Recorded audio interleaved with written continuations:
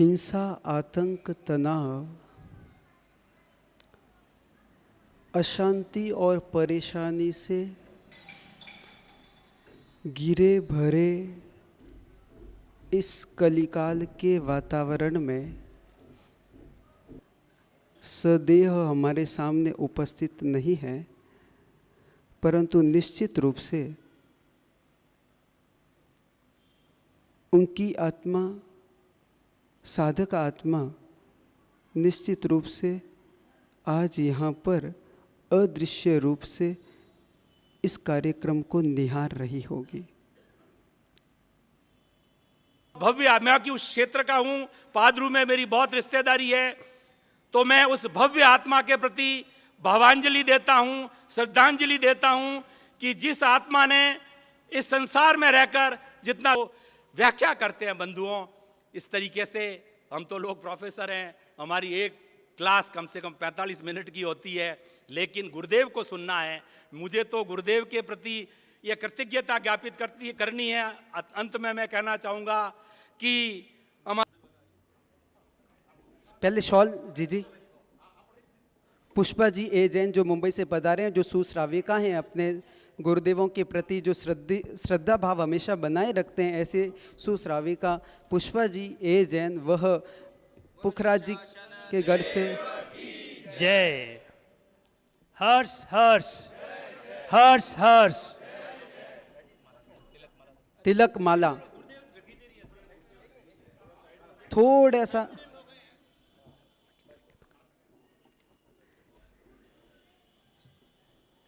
हाँ, अभी जैन पद्मश्री अलंकरण से पुखराज जी साहब छाजेड़ को उनके घर से भवानी बाई साहब और राजेश जी साहब छाजेड़ को नवाजा जा रहा है। ऐसे व्यक्तित्व को हम जैन पद्मश्री से सम्मानित करके अत्यंत गौरव का अनुभव करते हैं। जहाज मंदिर ट्रस्ट के अध्यक्ष जीतमल जी साहब दांतेवाड़िया बरसों से सेवाएं दे रहे हैं। ऐसे मंत्री प्रवर श्री यूसी जैन साहब भी यहाँ पधारे हुए हैं। यूसी जैन साहब आगे पधारो।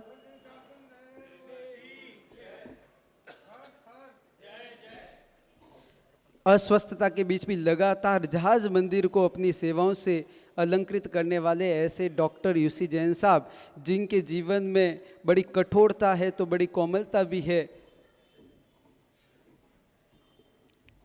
जैनम जयति शासनम, जैनम जयति शासनम, जैनम जयति शासनम, जैनम जयति। गुरुदेव श्री ढक रहे हैं, थोड़े से उधर हो जाओ। जैनम जयति शासनम, जैनम जयति शासनम, जैनम जयति शासनम, जैनम जयति शासनम, जैनम जयति शासनम।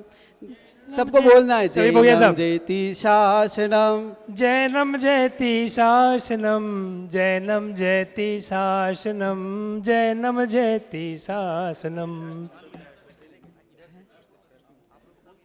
ट्रस्ट की ओर से बनाया गया।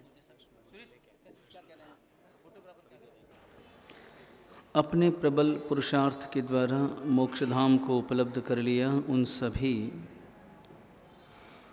अनंत अनंत सिद्ध आत्माओं के परम पावन श्री चरणों में हमारी वंदना। परम उपकारी लाखों परिवारों को वीतराग परमात्मा का मार्ग प्रदान करने वाले दादा गुरुदेव श्री जिनदत्त सूर्य आदि चारों ही दादा गुरुदेवों के श्री चरणों में हमारी वंदना। परम पूज्य गुरुदेव प्रज्ञा पुरुष आचार्य भगवंत श्रीमद जिनकांति सागर सूरीश्वर जी महाराज साहब के श्री चरणों में हमारी वंदना।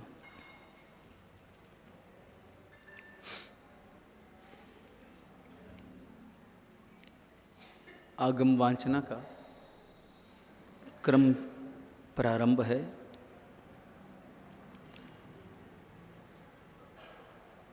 हालांकि आज समय काफ़ी हुआ है,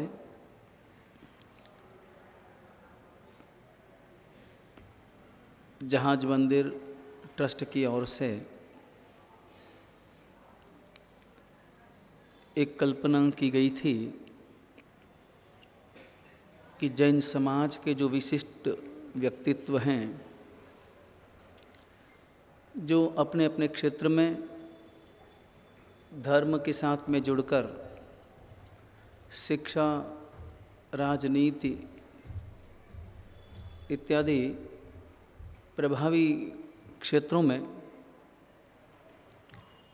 जिन्होंने महत्वपूर्ण भूमिका निभाई है, ऐसे व्यक्तित्वों का अभिनंदन किया जाए ताकि उन्हें प्रोत्साहन भी मिले, उनके कार्यों का बहुमान भी हो और प्रेरणा भी प्राप्त हो।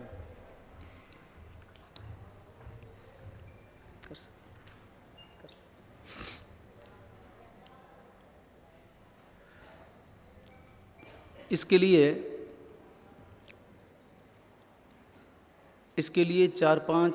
पांच व्यक्तियों की एक विशिष्ट कमेटी बनाई गई, जिसमें राजेंद्र जी, कोचर, जज साहब इत्यादि सम्मिलित हैं। वो मिलकर ये निर्णय करें कि ऐसे किस व्यक्तित्व को ये अलंकरण प्रदान किया जाए, और उसमें तय किया गया वो व्यक्ति जैन होना चाहिए, दिगंबर हो, श्वेतांबर हो, स्थानकवासी हो, तेरापंथी हो, मंदिर मार्गी हो, किसी भी गच्छ या किसी भी संप्रदाय का हो, लेकिन जैन हो। दिगंबर श्वेतांबर का भी कोई भेद नहीं, स्थानकवासी, तेरापंथी, मंदिर मार्गी का भी कोई भेद नहीं। और अभी तक जैसा अभी बताया गया था, आज समेत कुल मिलाकर 6 विशिष्ट व्यक्तित्वों को पिछले 2.5 सालों में 3 सालों में यह अलंकरण प्रदान किया गया।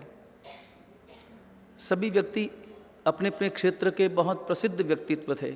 दीपचंद जी गार्डी गुजराती, लेकिन एक अद्भुत व्यक्तित्व था जैन समाज का। 100 वर्ष की आयुष्य में उनका स्वर्गवास हुआ, लेकिन उन्होंने अपने जीवन में शिक्षा के क्षेत्र में न मालूम कितनी कॉलेज बनाई, कितनी स्कूलें बनाई, और सबसे बड़ा काम एक ऐसे लोग जिनको लोग घृणा की दृष्टि से देखते हैं, क्योंकि उनकी आजीविका ही वैसी है, या समझें कि उनका जीवन ही घृणित है। वेश्याएं, उनके लड़के, उनके पुत्रों का एक बहुत बड़ा हॉस्टल बनाया, और न केवल हॉस्टल बनाया बल्कि इसके साथ साथ उनको संपूर्ण रूप से जैन धर्म के संस्कार दिए गए। दीपचंद जी गार्डी एक ऐसे अद्भुत दानवीर व्यक्तित्व थे जिन्होंने अपने जीवन में करोड़ों अरबों रुपए का दान किया होगा। कनकराजी लोढ़ा राजस्थान के भामाशाह माने जाते हैं। डॉक्टर जितेंद्र बी शाह अहमदाबाद का एक अद्भुत व्यक्तित्व है, बाल ब्रह्मचारी हैं, और जिन्होंने आगमों, जैन सिद्धांतों, संस्कृत, प्राकृत इत्यादि व्याकरणों पर बहुत गहरा अभ्यास किया है, जो एलडी रिसर्च इंस्टीट्यूट के डायरेक्टर हैं, और बहुत सदाचारी और अपने जीवन में बहुत त्यागी, इतने ही पढ़े लिखे। और मंगल प्रभा जी लोढ़ा जो राजनीति के क्षेत्र में हैं, मगर राजनीति के क्षेत्र में रहते हुए जैन समाज के लिए जो सदा सदा आगे रहते हैं। और आज 2 विशिष्ट व्यक्तित्व डॉक्टर सोहनराज जी तातेड़, जो अपने आप में भले तेरापंथ परंपरा के हैं, लेकिन चलते फिरते विश्वविद्यालय हैं। इतने तो ग्रंथ लिखे हैं, इतना काम किया है, धर्म के क्षेत्र में कितना काम किया, कितनी दीक्षाएं दी, 100 दीक्षाएं दी। चलो 100 दीक्षाएं तेरापंथ में दे दी, 10 दीक्षाएं हमारे यहाँ भी दे देना। हाँ, कोई ऐसा एक कार्यक्रम हो, हम 10 में ही राजी। ऐसा अभ्यास उन्होंने करवाया, एक मंच मिला, एक कार्य मिला। निश्चित रूप से ऐसे व्यक्तित्व का अभिनंदन। और पुखराजी छाजेड़, फुकरा जी छाजेड़ तो मेरे समझो, हमारे मुनि मंडल में समझो, हमारे बैन महाराज की परंपरा में समझो, संपूर्ण खड़तरगच्छ में समझो, फुकरा जी छाजेड़ एक अपनत्व के अमृत से परिपूर्ण भरा दिव्य व्यक्तित्व। ये पहला चातुर्मास है, पहला चातुर्मास प्रवेश हुआ जब उनकी अनुपस्थिति रही। हमारा कोई भी काम बिना उनके हो ही नहीं सकता। हर काम में अपने सुझाव भी देने वाले, संपूर्ण रूप से काम करने वाले, ऊर्जा से भरे व्यक्तित्व थे, ऊर्जा से भरे। कोई भी काम, चाहे वो वर्ष तप के पारने हुए हों और भी जितने भी कार्यक्रम हुए हों, फुकरा जी साहब छाजेड़।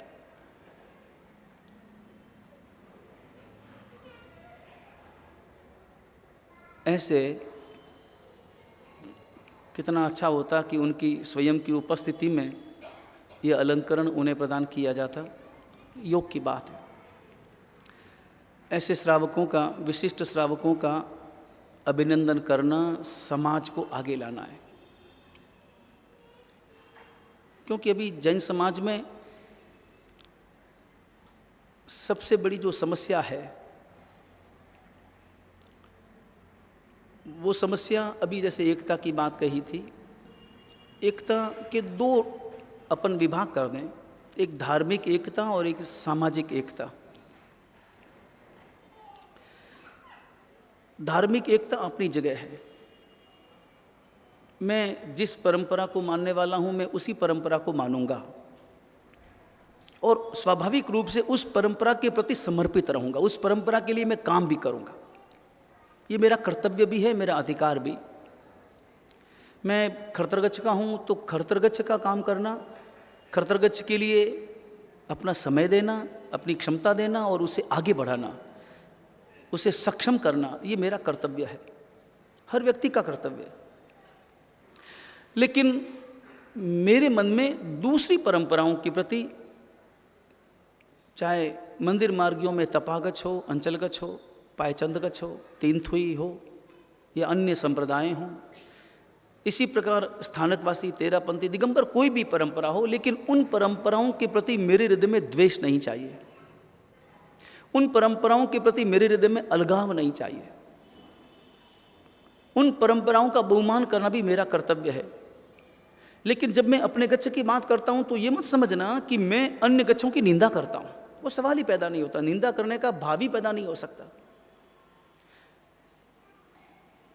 दूसरे गच्छों का भी बहुमान, लेकिन अपने गच्छ के लिए काम तो हर व्यक्ति को करना ही होगा। धार्मिक एकता में कुल मिलाकर इतना ही होना चाहिए, इससे ज्यादा हो भी नहीं सकता। इससे ज़्यादा हो नहीं सकता कि मैं चाहूँ कि मैं तेरापंथी बन जाऊँ और तेरापंथी चाहे कि हम मंदिर मार्गी बन जाएं, तो वो तो हो नहीं सकता। वो तो पता नहीं कब समय आएगा जब सारे संप्रदाय मिटेंगे। एकता का मतलब एकता की बात करने की जरूरत ही नहीं रहेगी। एकता की बात करने की जरूरत कब नहीं रहेगी? जब कोई एक ही परंपरा होगी, जब कोई एक ही गच्छ हो, एक ही गच्छ हो इस दुनिया में, तो फिर कभी बात ही नहीं आएगी एकता की। लेकिन वो तो संभव नहीं है। अपनी अपनी परंपराएं चलेगी, विचारधाराएं हैं, अपनी अपनी विचारधाराएं हैं, और हर विचारधारा को आगम का पोषण भी मिल जाता है। आगमों का अर्थ भी उस प्रकार से हम लोग कर लेते हैं। आगम तो एक ही है ना। सबसे बड़ी बात देखो, चलो दिगंबरों को छोड़ो, श्वेतांबरों के आगम तो एक ही है ना। अभी हम जो आगम वाचना श्रवण कर रहे हैं वो सारे आगम, 45 को छोड़ो, चलो 32 आगम तो सबके एक हैं, उसमें तो कोई अंतर नहीं है। 32 आगम एक ही हैं, एक ही मान्यता के हैं, तो फिर भेद क्यों है? फिर भेद किस कारण? आगमों का अर्थ हम अपने अपने हिसाब से कर डालते हैं, हमारी अपनी विचारधारा। इसलिए धार्मिक एकता कुल मिलाकर के इतनी होनी चाहिए कि हम अपनी परंपरा का पोषण करें, अन्य परंपराओं का बहुमान करें। यह हमारा सूत्र होना चाहिए। लेकिन धार्मिक मामलों को समाज में मत डालो। समाज एक अलग विषय है, समाज का मामला अलग है, इसलिए सामाजिक एकता बहुत जरूरी है। सामाजिक एकता के समय में हम मंदिर मार्ग की स्थानकवासी, तेरापंथी, श्वेतांबर, दिगंबर अपने बीच में न लाएं। सामाजिक एकता करते समय अपने दिमाग में केवल और केवल एक ही बात रहे कि मैं जैन हूं, मैं जैन हूं। क्योंकि धार्मिक एकता कब तक, धर्म कब तक, जब तक हम उपाश्रय में रहे, मंदिर में रहे, स्थानक में रहे, वहां हमारा धर्म है। बाहर जाने के बाद में केवल एक ही लेबल होना चाहिए, एक ही विषय होना चाहिए, और वो है जैन, केवल और केवल जैन। क्योंकि हम सभी भले अलग अलग परंपराओं के मानने वाले हैं, लेकिन हम सभी एक ही नाव के सवार हैं, एक ही नाव में बैठे। नाव एक है, जैन धर्म की नाव, परमात्मा महावीर की नाव एक है। नाव में ही हमने अलग अलग खंड बना रखे हैं। मंदिर मार्गी खंड है, स्थानकवासी खंड है, तेरापंथी खंड है, दिगंबर खंड है। हर व्यक्ति अपने अपने खंड को सजाता है, अच्छी बात है, कोई ऐतराज नहीं। दूसरे खंड से ईर्ष्या करता है, करो। ईर्ष्या के लिए नहीं करनी चाहिए ईर्ष्या, मगर फिर भी करो, मना नहीं है। क्योंकि ईर्ष्या से कंपटीशन का भाव पैदा होगा और कंपटीशन से आप प्रगति के पथ पर बढ़ेंगे। कोई ऐतराज नहीं कि दूसरे ने अपने खंड को सोने से सजाया है, चांदी से सजाया है, तो मैं सोने से सजाऊं। उसने उस खंड को सोने से सजाया तो मैं हीरों से सजाऊं। उसने हीरों से सजाया तो मैं मणियों से सजाऊं। चलो, कभी कभी ये कंपटीशन भी लाभदायक है, कम से कम हीरे मणि आएंगे।